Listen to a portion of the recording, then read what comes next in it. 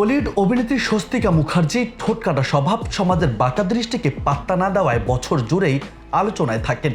এবার এই অভিনেত্রী নিলেন বড় এক সিদ্ধান্ত। ফেসবুক ও ইউটিউবের ভিডিওতে আয়ের জন্য সিনেমার প্রেস মিট বলেন কিংবা প্রচারণার যে কোনো আয়োজনে এখন ইউটিউবার ও ব্লগারদের উৎপাত তুমুলভাবে বেড়েছে। মোবাইল ক্যামেরা হাতে তারকাদের গায়ের উপরে উঠে যেতেও দ্বিধা করছেন না তারা। এমন পরিস্থিতির কারণে আগামীতে আর কোনো সিনেমার প্রিমিয়ার শোতে না যাওয়ার সিদ্ধান্ত নিয়েছেন স্বস্তিকা। এই সিদ্ধান্তের পেছনে স্বস্তিকার যুক্তি হলো, সিনেমার বিশেষ প্রদর্শনীতে আয়োজকরা টিমের সব কলাকুশলীদের আমন্ত্রণ জানায় না। এছাড়া প্রিমিয়ারে তারকাদের প্রতিক্রিয়া জানতে ভিড় করেন ইউটিউবাররা। ওই ভিড় এড়ানোর জন্য এই সিদ্ধান্ত নেওয়ার কারণ আরেকটি।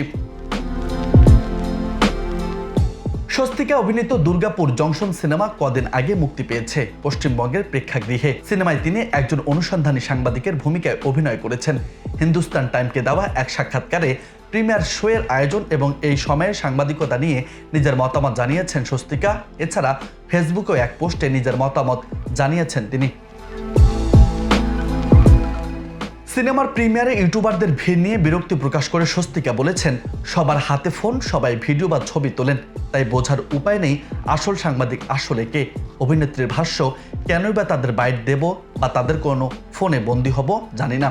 হঠাৎ করে এই শহরের সবাই ছবি শিকারী, আর কোনো নিয়ম নেই, কোনো নির্ধারিত জায়গা নেই। যেখানে মোবাইল হাতে চিত্রগ্রাহকরা দাঁড়াবেন, সবাই গায়ের উপর উঠে পড়ে। পারলে নাকের ফুটের মধ্যেই মোবাইল গুজে দিতে পারলেই বেশ।